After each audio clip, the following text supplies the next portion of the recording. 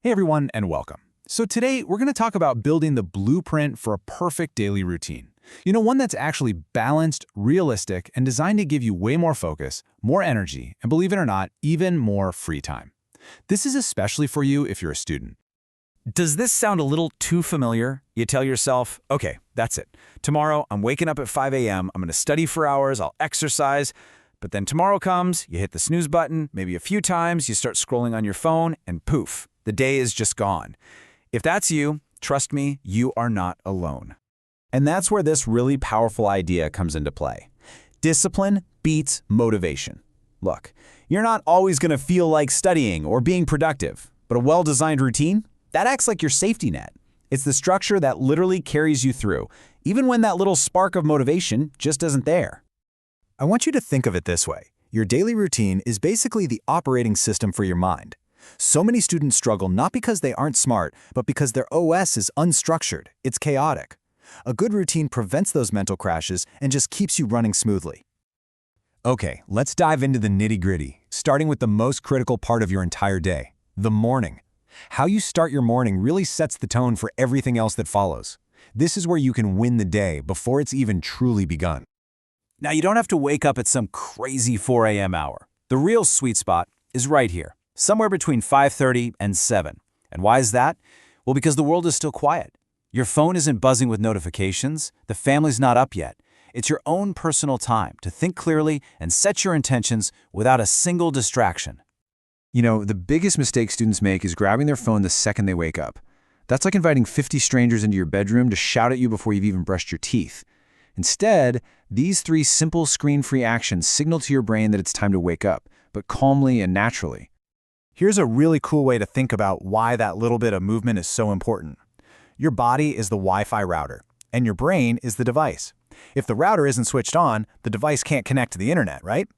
Well, just 5 minutes of stretching gets the blood flowing, sending that vital oxygen up to your brain so it's fired up and ready to learn. And of course, your brain needs fuel. It's not magic. When you're deep into studying, it's burning through energy. Skipping breakfast or forgetting to drink water is just a recipe for a total crash. So the next time you feel kind of lazy or tired, just ask yourself, wait, am I just dehydrated? So, now your brain is awake, it's fueled, and it's time to use its peak power on your hardest subject. The key is to work in focused sprints. We're talking 50 minutes of deep, uninterrupted focus, followed by a 10-minute break where you actually rest. And I mean it, no phones. Get up, walk around, give your brain a real break. All right, you've totally conquered the morning. Awesome. Now let's roll into the afternoon. This part of the day is often filled with classes, so the goal shifts a bit. We're moving from deep focus to active application. This is how you turn just listening into actually understanding. This slide just shows the difference so perfectly. Passive learning is like just tossing seeds onto dry, cracked dirt. Not much is going to grow. But active learning, where you're asking questions, summarizing things in your own words, that's like carefully planting those seeds in good soil. That's where true understanding really takes root. Oh man, we have all been there. The dreaded post-lunch energy crash. Heavy, oily foods divert all your body's energy to digestion, which leaves your brain feeling super sluggish. The solution is simple. A light lunch followed by a quick reset, like a short power nap or a quick walk outside to wake your mind and body right back up. The key here is to work with your body's natural energy levels, not fight against them. Your brain power is just naturally a little bit lower in the afternoon, so this is not the time to cram dense new theories. Instead, use this time for action. Solve some practice problems, outline that essay, review flashcards. Do stuff that requires application, not just absorption. All right, so as the day starts to wind down, our focus shifts again. The evening is not about grinding yourself into the ground until midnight. No way. It's about smart recovery, physical restoration, and even some creative release to prevent burnout. And listen, you don't need a grueling hour-long gym session. We're just talking 20 to 30 minutes of movement you actually enjoy.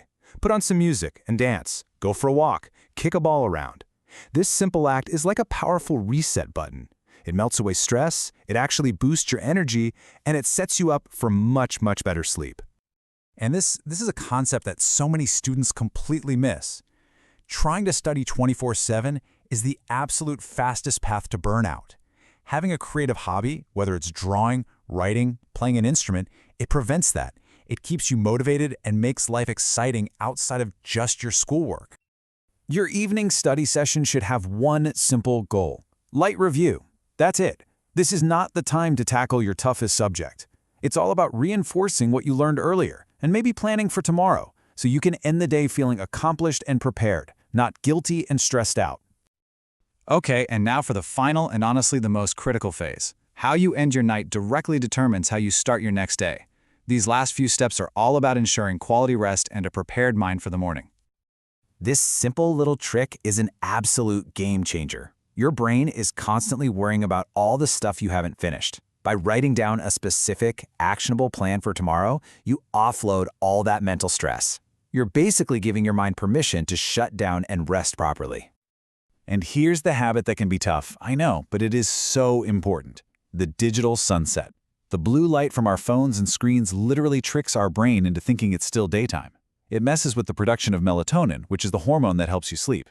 Swapping those screens for a book or some calm music allows your brain to wind down the way it's supposed to. Seriously, never sacrifice sleep for studying. And here's the simple reason why. All the learning you did today is kind of like unsaved work on a computer. Sleep is when your brain goes in and hits the save button, locking all that information into your long-term memory.